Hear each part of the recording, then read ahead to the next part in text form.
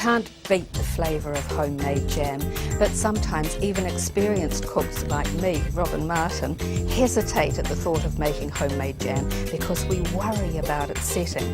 But thanks to Hansells Jam Setting Mix, all that worry is taken away because you're guaranteed that your jam is going to set. We're making summer berry jam, and for that you'll need 1.75 kilos of fresh or frozen mixed berries, a packet of Hansells Jam Setting Mix, and 1.1 kilos of sugar. And Hansells have made it even easier with this gorgeous little kit of jars, a little book on how to make other jams, some jam setting mix, and even some labels. Now let's get going on this. You need to put your jars in a 100°C oven for about 20 minutes. Now we're going to pour our fresh fruit or frozen fruit that's thawed into a big saucepan. As the jam boils, it rises up, and if you don't have a big saucepan, you end up with it boiling over, and trust me, it is very messy.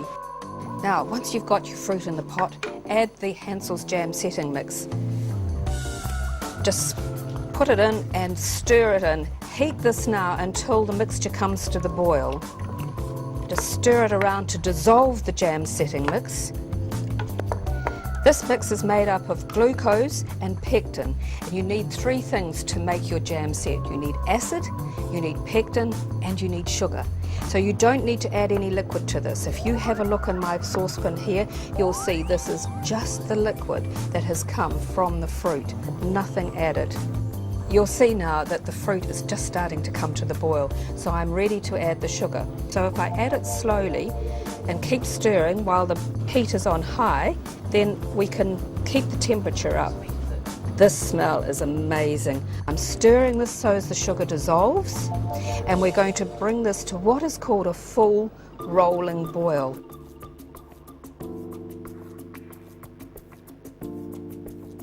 With Hansells Jam Setting Mix that we're using, we don't need to do the traditional test for jam setting. That's when you put a little bit on a cold saucer or plate. I've had this in the fridge. You just put a little bit of your jam on there,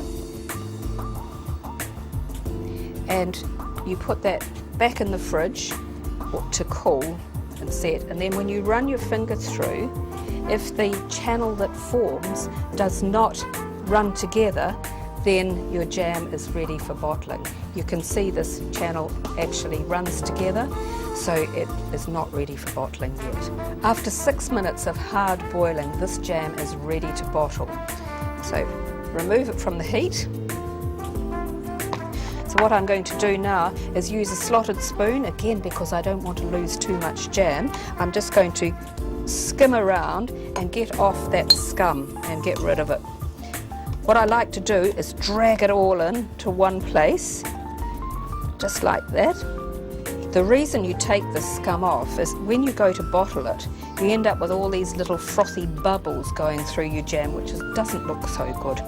And especially if you're giving your jam as a gift, this makes a great thing to give as a gift. You go in somebody's place for dinner and you don't want to take a bottle of wine or chocolates or whatever you usually take, a nice jar of homemade jam with wonderful, wonderful flavour is one of the best gifts that you can give, I think. Right, we'll leave that to cool just for 5, 10 minutes, 15 minutes if you want. I've taken my jars out of the oven. They're really hot, and I've put them on a wooden board. So you can see I've got this gorgeous, yummy, syrupy jam, and I'm just going to pour that into my jars. And hopefully we'll have exactly the right amount for 8 jars. Here we go, we're nearly there, squeezing it out. The lids can go on now. When you're using new lids that come with the kit, put them on when the jam is hot.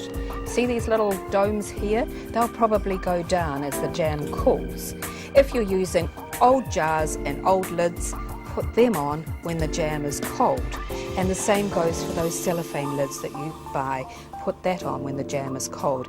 If I wasn't using the Hansells Jam Making Kit with the new jars, I would just cover that with a tea towel now and wait till everything's cold. And when the jam is cold, it's ready to label. Label it with the name of the jam and the date you made it. These are really gorgeous labels.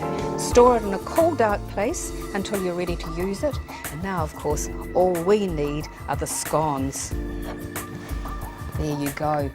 Look how easy that was. I think our summer berry jam is one of those things that you'd have to describe as simply delicious. And if you want to do this at home, go to foodtv.co.nz or to hansells.co.nz.